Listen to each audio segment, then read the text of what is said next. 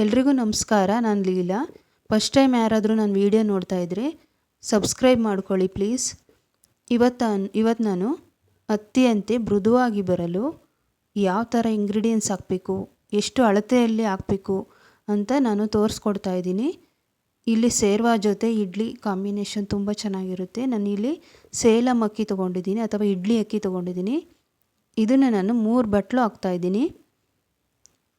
3 ಬಟ್ಲು ಸೇಲಂ ಅಕ್ಕಿ ಅಥವಾ ಇಡ್ಲಿ ಅಕ್ಕಿ ಹಾಕ್ತಾಯಿದ್ದೀನಿ.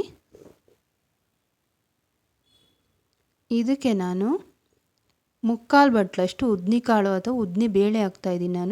ನಾನು ಇಲ್ಲಿ ಉದ್ದಿನ ಬೇಳೆನೇ ಹಾಕ್ತಾಯಿದ್ದೀನಿ. ಒಂದು 3/4 ಬಟ್ಲು. ಅರ್ಧ ಟೀ ಸ್ಪೂನಷ್ಟು ಮೆಂತ್ಯ ಕಾಳು ಹಾಕ್ತಾಯಿದ್ದೀನಿ. ನಾನು ಯಾವ ಥರ ಅಳತೆಯಲ್ಲಿ ಹಾಕ್ತಾಯಿದ್ದೀನೋ ಅದೇ ಥರ ಹಾಕಿರಿ, ಇಡ್ಲಿ ಸ್ಮೂತಾಗಿ ಬರುತ್ತೆ. ನಾನು ಮಾಡೋ ರೀತಿ ಮಾಡಿ ನೋಡಿ. 1/4 ಬಟ್ಲಷ್ಟು ಸಬ್ಬಕ್ಕಿ ಹಾಕ್ತಾಯಿದ್ದೀನಿ. ಸಬ್ಬಕ್ಕಿ ಹಾಕೋದ್ರಿಂದ ವೈಟಾಗಿ ಬರ್ತವೆ ಇಡ್ಲಿ. ಇದನ್ನು 5 ಸಲ ತೊಳ್ಕೊಬೇಕು, ನೀಟಾಗಿ ವಾಶ್ ಮಾಡ್ಕೋಬೇಕು. 5 ಸಲ ತೊಳ್ಕೊಬೇಕು. ಇದನ್ನು ಮುಚ್ಚಿಟ್ಬಿಡ್ತೀನಿ. 7 ಅವರ್ 8 ಅವರ್ ನೆನೆ ಹಾಕಬೇಕು. ಅವಲಕ್ಕಿ ತೊಗೊಂಡಿದ್ದೀನಿ. ಇಲ್ಲಿ 1/4 ಬಟ್ಲು ಅವಲಕ್ಕಿ ತೊಗೊಂಡಿದ್ದೀನಿ. ಇದು ರುಬ್ಬೇಕಾರೆ ಒಂದು 1/4 ಗಂಟೆ ನೆನೆ ಹಾಕ್ಬಿಟ್ಟು ಅದ್ರ ಜೊತೆಗೆ ಹಾಕಿ ರುಬ್ಕೊಳ್ಳೋಣ. ಇದು ಮುಚ್ಚಿಟ್ಬಿಟ್ಟು 6 ಅವರ್ 7 ಅವರು ನೆನೆ ಹಾಕೋಕ್ಕೆ ಬಿಟ್ಟಿದ್ದೀನಿ. 6 ಅವರ್ 7 ಅವರ್ ಆದಮೇಲೆ ನೆಂದಿದೆ ನೋಡಿ. ಅವಲಕ್ಕಿನ ನೆನೆಸ್ಕೊಂಡಿದ್ದೀನಿ. ಒಂದು 1/4 ಗಂಟೆ ಮುಂಚೆನೇ ನೆನೆಸ್ಕೊಂಡಿದ್ದೀನಿ. ಈ ಥರ ನೆನೆಸ್ಕೊಂಡಿದ್ದೀನಿ. ಇಷ್ಟನ್ನು ಹಾಕಿ ರುಬ್ಕೊಳ್ಳೋಣ. ಇದನ್ನು ತುಂಬ ಸ್ಮೂತಾಗಿ ರುಬ್ಕೋಬಾರ್ದು, ರವೆ ಥರ ಇರಬೇಕು. ಆ ಥರ ರುಬ್ಕೋಬೇಕು. ಸ್ಮೂತಾಗಿ ರುಬ್ಕೋಬಾರ್ದು ಯಾವತ್ತು ಇಡ್ಲಿಗೆ. ರವೆ ಥರ ಇರಬೇಕು. ಹಿಂಗಂದರೆ ಕೈಯಲ್ಲಿ ರವೆ ಥರ ಸಿಗಬೇಕು. ಆ ಥರ ರುಬ್ಕೋಬೇಕು. ಇಲ್ಲೆಲ್ಲ ರುಬ್ಕೊಂಡಾಗಿದೆ. ಒಂದೊಂದೇ ರುಬ್ಕೋತಾ ಇದ್ದೀನಿ.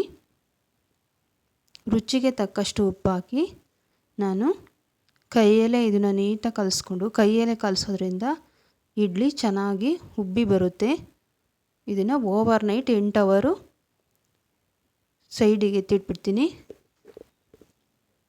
ಓವರ್ ನೈಟ್ ಇದು ನೆನಿಬೇಕು ಹಿಟ್ಟು. ಕೈಯಲ್ಲೇ ಕಲಸಿ 8 ಅವರ್, ಮಿನಿಮಮ್ 8 ಅವರ್ ನೆನಿಬೇಕಿದು. ಈ ಥರ ಮುಚ್ಚಿ ಇಟ್ಬಿಡ್ತೀನಿ ನಾನು. ನೋಡಿ, ಬೆಳಗ್ಗೆ 8 ಅವರು ಆದಮೇಲೆ ಬೆಳಗ್ಗೆ ತೆಗೆದು ನೋಡಿದಾಗ ನೋಡಿ ಎಷ್ಟು ಚೆನ್ನಾಗಿ ಉಬ್ಬಿ ಬಂದಿದೆ. ಈ ಥರ ಉಬ್ಬಿ ಬಂದಾಗಲೇ ಇಡ್ಲಿ ತುಂಬ ಸಾಫ್ಟಾಗಿ ಬರೋದು. ಉಬ್ಬಿರೇ ಚೆನ್ನಾಗಿ ಇಡ್ಲಿ ಸಾಫ್ಟಾಗಿ ಬರೋದು. ನೋಡಿ, ಹಿಂಗೆ ಬಿಟ್ಟರೆ ಇಡ್ಲಿ ಈ ಥರ ಬರಬೇಕು. ಇಡ್ಲಿಗೆ ಸರಿ ಈ ಥರ ಇರಬೇಕು ಹಿಟ್ಟು.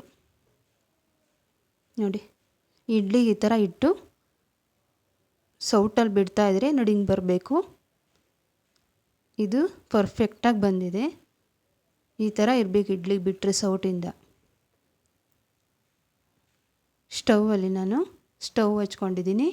ಅದಕ್ಕೆ ನಾನು ಇಡ್ಲಿ ಪಾತ್ರೆ ನೀರು ಹಾಕಿ ಈ ಥರ ನೀರು ಕುದಿ ಬರಬೇಕು.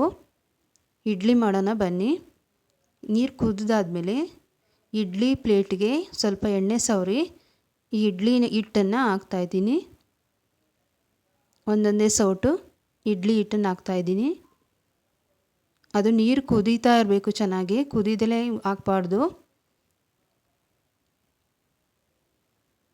ನೀರು ಕುದೀತಾ ಇರೋ ನೀರಿಗೆ ಈ ಥರ ಇಡ್ಲಿನ ಒಂದೊಂದೇ ಸ್ಪೂನ್ ಬಿಟ್ಟು ಆ ಪಾತ್ರೆಯಲ್ಲಿ ಇಟ್ಕೊಂಡಿದ್ದೀನಿ. 2 ಪ್ಲೇಟಿಗೂ ಎಣ್ಣೆ ಸವರಿ ಈ ಥರ ಒಂದೊಂದೇ ಸೌಟು ಬಿಟ್ಟು ಮಿನಿಮಮ್ 5 ನಿಮಿಷ ಅಥವಾ 7 ನಿಮಿಷ ಇದನ್ನು ಪ್ಲೇಟ್ ಮುಚ್ಚಿ ಕವರ್ ಮಾಡಿಬಿಟ್ಟು ಮುಚ್ಚುತ್ತಾ ಇದ್ದೀನಿ. ಇದನ್ನು ಇಡ್ಲಿ ಪಾತ್ರೆನ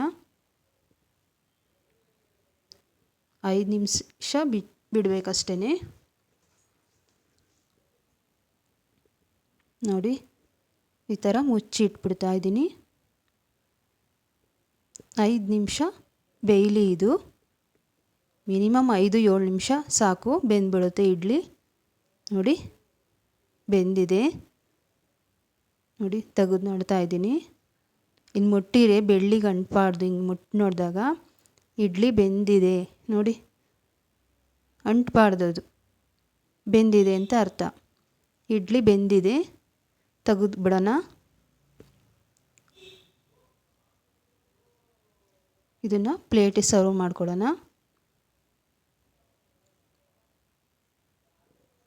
ಎಷ್ಟು ಸ್ಮೂತಾಗಿ ಬಂದಿದೆ ಅಂದರೆ ಈ ಥರ ಮಾಡಿ ನೋಡಿ.